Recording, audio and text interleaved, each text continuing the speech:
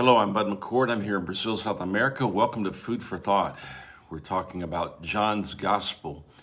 We're going word by word, literally, verse by verse, through John's Gospel so we can see how Jesus discipled his very first disciples. I don't believe he's altered that plan.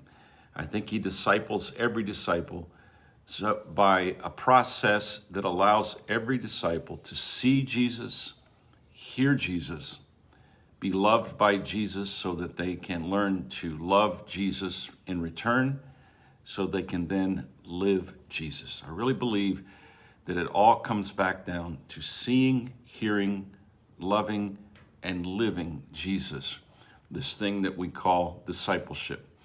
We're now in John chapter 6, one of the most beautiful chapters in this book. I think I say that about every chapter, but kind of when I get there, I get so excited about what's in the chapter that I often get the wrong words to describe it. A wonderful chapter in John's Gospel. Remember that he, in the last chapter, chapter 5, was dealing with the religious authorities. And now he's going to be dealing with his own disciples. He's going to teach them some very important lessons. And he's going to be dealing with the population that surrounds him, all of the people that are coming around him for different reasons or motivations. Let's read John chapter 6, and we'll follow Jesus as he goes across the Sea of Galilee, and he does one of his most famous miracles. After these things, Jesus went over to the Sea of Galilee, which is the Sea of Tiberias. Then a great multitude followed him because they saw his signs which he performed on those who were diseased. And Jesus went up on the mountain, and there he sat with his disciples. Now the Passover, a feast of the Jews, was near. Then Jesus lifted up his eyes, and seeing a great multitude coming toward him, he said to Philip, "Where shall we buy bread that these may eat?" But this he said to test him, for he himself knew what he would do. Philip answered him, 200 denarii worth of bread is not sufficient for them, that every one of them may have a little. One of his disciples, Andrew, Simon Peter's brother, said to him, "There's a lad here who has 5 barley loaves and 2 small fish. But what are they among so many?" Then Jesus said, "Make the people sit down." Now there was much grass in that place, so the men sat down, in number about 5,000. And Jesus took the loaves, and when he had given thanks, he distributed them to the disciples, and the disciples to those sitting down, and likewise of the fish as much as they wanted. So when they were filled, he said to his disciples, "Gather up the fragments that remain, so that nothing is lost." Therefore they gathered them up and filled 12 baskets with the fragments of the 5 barley loaves, which were left over by those who had eaten. Then those men, when they had seen the sign that Jesus did, said, "This is truly the prophet who has come into the world." What's going on here? Is this some sort of a show that Jesus is using to impress his disciples? No, it's a test of a fundamental question that every disciple has to answer eventually. And the question is Jesus enough?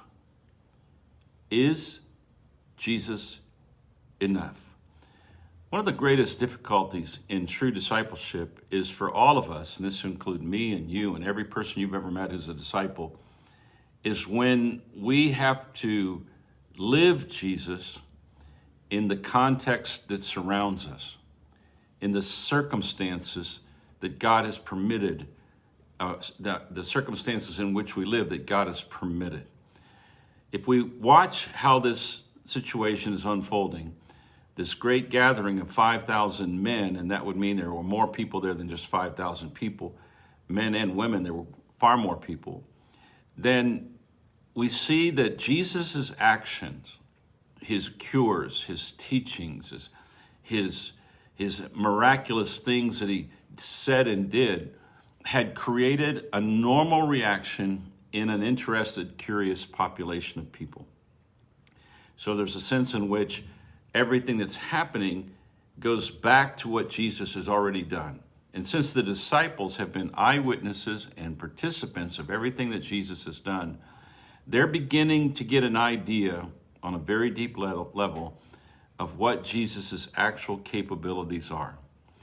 And so they're watching all of this. And so he takes them apart away from the crowd, and he begins to question them about where they're going to get food. And really, he forms the question from what they're already thinking. Some of them are already thinking about where they're going to get enough food for themselves. Some of them are already thinking about, what are we going to do with all these people? Some of them are thinking to themselves, we need to get away from this crowd. This could be dangerous. They were thinking all the things that we humans think when we find ourselves in a situation where it's nearly out of control. 5,000 people pressing in on a small number of disciples and Jesus must have been a frightening experience for all of them, except for Jesus. So he asked these questions, and it comes down to a little boy who brought some loaves and fishes. And this is the story we've all heard if we ever went to Sunday school and we went to church services. And as far back as I go, you watched it on the flannel graph, and now you can do it on YouTube. But it's a story that captures our attention. But here's what I would like for you to think about as a guide here in this story. Here is what I believe that Jesus does in the life of every disciple. He orchestrates our circumstances to educate our faith. Now, I really like this statement. It's not original with me. It came from Oswald Chambers out of his wonderful daily devotional, My Utmost for His Highest. If you don't have a copy of the Oswald Chambers devotional, My Utmost for His Highest, there's even an app that you can get for free called My Utmost for His Highest. I've read that devotional now since the 1970s, and I read it almost every day. And he said this: God orchestrates our circumstances to educate our faith. And I believe that's what Jesus is doing here. I don't believe any of this is accidental. I don't think any of it has caught Jesus off guard. And I think that Jesus' starting point in every situation he was in is that because of his connection to the Father and because he is the Word that was with God and is God, every single thing that is happening to Jesus so that he can manifest grace and truth. If you just hold on to those things, he was full of grace and truth. He's manifesting grace and truth. Well, the grace that he's manifesting is to care for the crowd that has come because of him. Jesus knows that he can attract as many people to himself as there are people in the world. Jesus can do the things to attract human beings to himself anytime he wants to. And he permitted this and allowed this to surround his disciples so that he could test at least one of the disciples, but I really think he was testing all of the disciples. And what he was teaching them or raising was this question: am I enough? He's saying to them, when you see me, do you see the bread of life? When you see me, do you see the food for human hungers? He's creating a context where the disciples are going to have to delve into what they really think Jesus is capable of. Is he enough? Down through the history of Christianity, this idea that we believers lose faith in the sufficiency of Christ. We underestimate Jesus and begin to behave as if he is not enough. And this is the battle that every disciple faces. When we receive Jesus as our Savior, Many of us have had very, very dramatic conversion experiences. That was what happened with me. My conversion experience when I was 16 was like night and day. But the long battle that has been going on in my heart, in my mind, in my relationship to Jesus has been exactly at this point. Is Jesus enough? Is he enough to allow me to become all he says I can become? Is he enough to take care of the needs of my family in my circumstances? Is he enough for me to navigate my circumstances here in Brazil on a daily basis, or your circumstances in the Middle East, or your circumstances in Europe, or your circumstances in the United States? Is he enough for you to be alone in the middle of the crowds that surround you? Is he enough when someone who should love you stops loving you? Is he enough when your own body is failing? Is he enough? This is perhaps the central question. I think it's a question that we have to put in a very, very clear way. When I say, is he enough, that forces us to ask the question, enough for what? What's the purpose? Is he enough? When Jesus says that he who believes in me will never hunger, never thirst, what does he mean by that? What does it mean? Is he enough? And this is a discipleship question that Jesus orchestrates in our lives over and over and over again. And every time that we find Jesus to be sufficient, we grow in our faith. And every time that we find that Jesus is truthful and full of grace, we rest. The world that surrounds us doesn't get better, but our faith grows. And our faith is receptivity. Faith is the ability to rest in the presence of God revealed to us in Christ and say, I will do your will. I believe that you will provide the things I need for me to love the people that I need to love. And so the fundamental question for disciples, since there's two things that God really wants from us. He wants us to love him with all of our heart, soul, mind, and strength, with all of our being.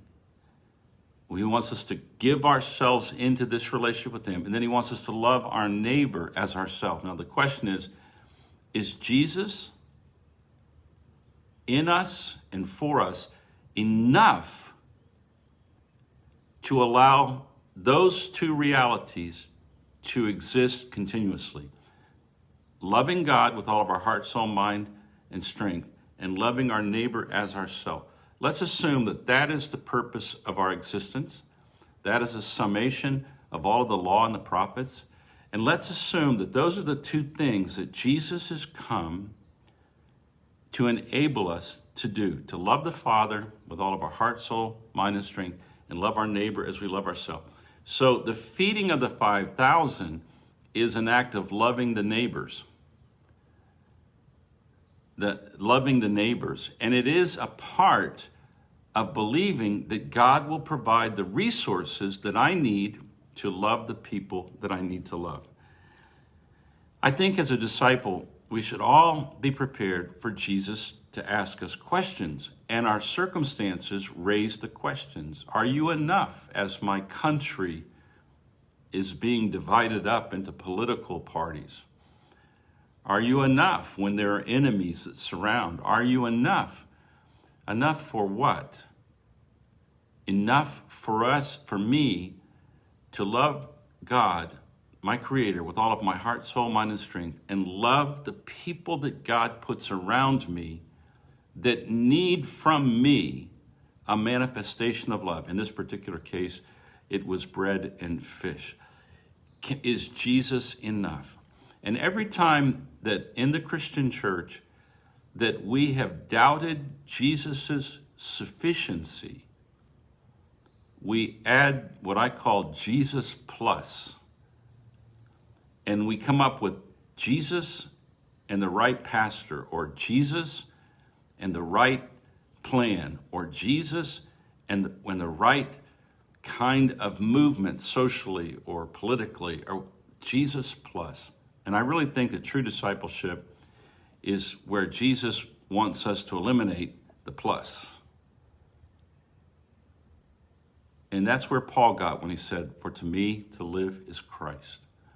It is no longer I who live, but Christ lives in me." I don't believe that discipleship is Jesus plus anything. And Jesus is going to force this subject here in chapter 6. Think on these things. Imagine yourself there in the middle of this crowd. Imagine what was going on. And then imagine what you would have concluded if you had seen all those people fed and satisfied. Probably what I would have thought is, as soon as they were all fed and satisfied, I said, wow, where are we going to get the next meal? And that would have been probably what I would have thought at the time. But I think the next meal was already there. It was Jesus. He's always the next meal. Is Jesus enough? God orchestrates our circumstances to educate our faith. God bless you. Have a great day. We'll walk through this chapter during this week. God bless.